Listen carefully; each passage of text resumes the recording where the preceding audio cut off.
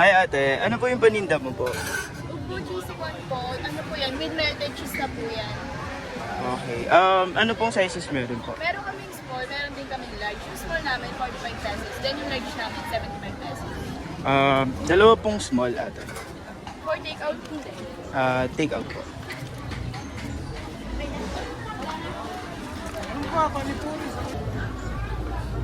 Anong oras po kayo nag-i-start dito ate? Actually, 3 p.m. kasi nag-set up na kami. Then actually, nung may napagbebenta na namin, 5 p.m. to 12. Yung isang barberong ganyan, 12 kilos na po kasi yan. Then araw-araw, nakaka-10 kilos po kami na, nakakasampung salang kami ganyan. Wow.